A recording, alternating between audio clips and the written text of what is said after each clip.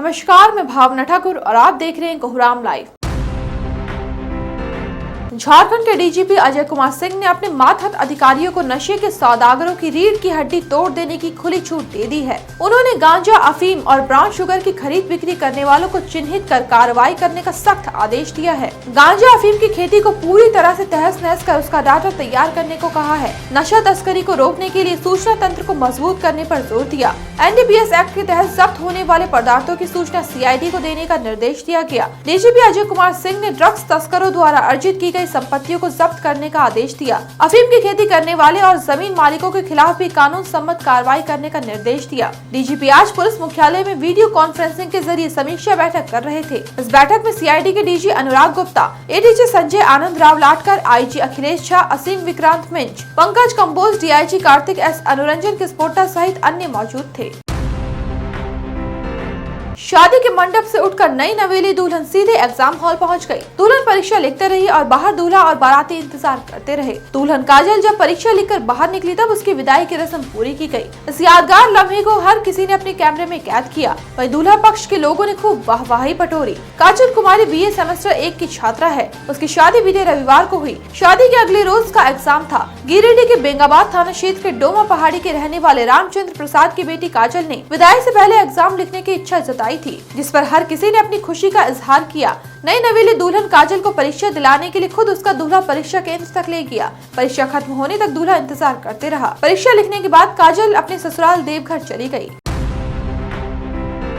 दिल्ली के CM अरविंद केजरीवाल की न्यायिक हिरासत 7 मई तक बढ़ा दी गई है। वहीं BRS नेता के कविता और चरणप्रीत सिंह की भी न्यायिक हिरासत 7 मई तक बढ़ा दी गई है। CM केजरीवाल को यह झटका दिल्ली के राउज एवेन्यू कोर्ट से लगा है। दिल्ली शराब घोटाले से जुड़े मनी लॉन्ड्रिंग मामले में न्यायिक हिरासत बढ़ाई गई है। CM केजरीवाल को 21 मार्च को गिरफ्तार किया गया था। बीते 10 अप्रैल को दिल्ली हाई कोर्ट ने गिरफ्तारी को चुनौती देने वाले CM केजरीवाल की याचिका को खारिज कर दिया था। कोर्ट में दस्तावेज प्रस्तुत कर बताया गया था कि ED के पास पर्याप्त सबूत है, जिसमें कहा गया था कि केजरीवाल को गोवा चुनाव के लिए पैसे दिए गए थे। ED ने आरोप लगाया है कि अरविंद केजरीवाल दिल्ली उत्पाद शुल्क घोटाले के किंगपिन है। वहीं 100 करोड़ रुपए से अधिक की अपराध आय के उपयोग में सीधे तौर पर शामिल है। देश के तमाम हनुमान मंदिरों में बजरंग बली के जयकारे गूंजे। राजधानी रांची के संकट मोचन मंदिर से लेकर लालपुर के हनुमान मंदिर को खूब सजाया संवारा गया। हनुमान जयंती पर हनुमान चालीसा से लेकर भजन कीर्तन होते रहे। जय हनुमान के जयकारे से पूरा वातावरण गूंजता रहा। भगवान शिव की नगरी काशी में मंगलवार को हनुमान जन्मोत्सव पर गजब का नजारा रहा। शहर से लेकर गाँव देहात में चारों तरफ बजरंग बली के जन्मोत्सव की धूम रही। चारों तरफ पूजा अर्चना और महिमा के गुणगान होते रहे। शोभा यात्राएं निकाली गयी। वहीं भक्तों ने ध्वजा अर्पण कर हनुमान चालीसा का पाठ किया। पूर्वांचल के सबसे बड़े 60 फीट के रथ पर 25 इंच की श्री राम लला की झांकी सजाई गई। वहीं 11,000 ध्वज लहराए गए। 251 डमरू के निनाद और जय श्री राम जय हनुमान के जयकारे से पूरा वातावरण गूंजता रहा। 1001 किलोग्राम लड्डुओं का भोग लगाया गया। हनुमान ध्वज यात्रा भिखारीपुर से जैसे ही आगे बढ़ी, रास्ते में जगह जगह भक्तों ने यात्रा पर फूल बरसाकर प्रणाम किया। हनुमान ध्वज यात्रा में करीब 39,000 से ज्यादा भक्त शामिल हुए। भक्तों का हुजूम देख लगा मानो आस्था का ज्वर उमड़ गया हो। बारात सजी थी, बाजा बज रहा था, बाराती भी तैयार थे। ऐन वक्त पर वहां पुलिस पहुंच गई और दूल्हे अशोक करमाली को अरेस्ट कर लिया। बात नहीं बनने पर दूल्हे को जेल भेज दिया गया। अशोक की 22 अप्रैल को शादी होने वाली थी। रामगढ़ बारात जानी थी। ऐन वक्त पर प्रेमिका की एंट्री हो गई। प्रेमिका की शिकायत पर बारीडीह गाँव पहुंची पुलिस ने दूल्हे को अरेस्ट कर लिया। दूल्हे के पिता उसकी प्रेमिका को अपनाने को राजी नहीं हुए। वहीं प्रेमिका शादी करने की बात पर अड़ी रही। बाद में लड़की पक्ष के लोगों ने भी ऐसे लड़के से शादी करने से इनकार कर दिया। प्रेमिका ने केस दर्ज कराते हुए इल्जाम लगाया कि गुजरे 4 साल से अशोक के साथ उसका प्रेम प्रसंग चल रहा है। दोनों में देह का रिश्ता भी कायम हो चुका है। दोनों चोरी छिपे कई बार मिल चुके हैं। बाद में अशोक दगाबाज निकला। वो उसे छोड़ दूसरी लड़की से शादी करने की तैयारी में था। बारात निकलने से पहले ही प्रेमिका रांची के ओरमांझी थाना पहुंच गई और पुलिस को अपना दुखड़ा बताया। पुलिस ने दूल्हा बने अशोक को अरेस्ट कर लिया।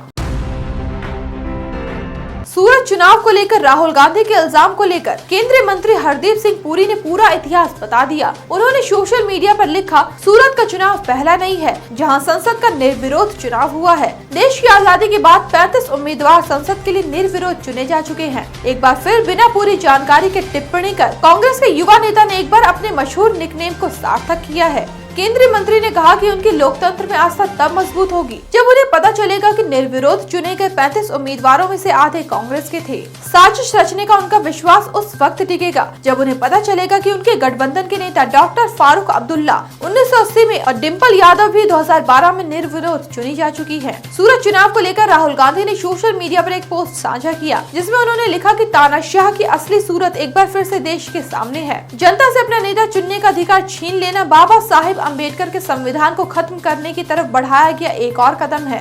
मैं एक बार फिर से कह रहा हूँ कि यह सिर्फ सरकार बनाने का चुनाव नहीं है, यह देश को बचाने का चुनाव है, संविधान की रक्षा का चुनाव है। यहाँ याद दिला दें कि सूरत लोकसभा सीट पर कांग्रेस उम्मीदवार नीलेश कुंभानी का पर्चा रद्द हो गया था। वहीं नामांकन के आखिरी दिन 8 उम्मीदवारों ने अपनी उम्मीदवारी से नाम वापस ले लिया था। ऐसे में भाजपा उम्मीदवार मुकेश दलाल चुनाव की रेस में एकमात्र उम्मीदवार बचे, जिसके बाद उन्हें निर्विरोध विजेता घोषित कर दिया गया। बॉलीवुड के दिग्गज एक्टर मनोज बाजपेयी का आज बर्थडे है। इस मौके पर उन्होंने अपकमिंग फिल्म भैया जी के गाने बाग करेजा का टीजर रिलीज कर अपने फैंस को जबरदस्त तोहफा दिया है। पूरा गाना कल रिलीज होगा। इस गाने को दिल अजीज मनोज तिवारी ने गाया और कंपोज किया है। वहीं लिरिक्स डॉक्टर सागर ने लिखे हैं और म्यूजिक आदित्य देव ने दिया है। बाजपेयी अपना 55वां बर्थडे सेलिब्रेट कर रहे हैं। भैया जी फिल्म का निर्देशन अपूर्व सिंह कार्की ने किया है। मनोज बाजपेयी ने अपने सोशल मीडिया हैंडल पर फिल्म का टीजर रिलीज किया था और कैप्शन में लिखा, अब निवेदन नहीं नरसंहार होगा। आ गया है भैया जी की पहली झलक। 24 मई से सिनेमा घरों में भैया जी से मिले। कलकत्ता हाई कोर्ट ने सख्त लहजे में कहा, यदि आदर्श आचार संहिता लागू होने के बावजूद दो समूहों के लोग लड़ रहे हैं तो एक दूसरे को अपने प्रतिनिधि को वोट देने का कोई हक नहीं है। कोर्ट ने चुनाव आयोग से मौजूदा स्थिति को देखते हुए बरहामपुर निर्वाचन क्षेत्र में चुनाव स्थगित करने को कहा है। हाई कोर्ट ने सख्त निर्देश दिए कि वो उन निर्वाचन क्षेत्रों में लोकसभा चुनाव की अनुमति नहीं देगा जहाँ रामनवमी के दौरान सांप्रदायिक हिंसा हुई थी। अदालत ने कहा, अगर लोग 8 घंटे शांति से किसी भी पर्व का आनंद और जश्न नहीं मना सकते तो हम चुनाव आयोग को ऐसे निर्वाचन क्षेत्रों में लोकसभा चुनाव नहीं कराने की सिफारिश करेंगे। पश्चिम बंगाल के मुर्शिदाबाद में रामनवमी के दिन हुई हिंसा को लेकर कलकत्ता हाई कोर्ट में याचिका दायर की गई थी। इस पर सुनवाई करते हुए कोर्ट ने उक्त निर्देश दिए। ऐसे ही दिन भर की बड़ी खबरों के लिए जुड़े रहिए कोहरामलाइव.com के साथ।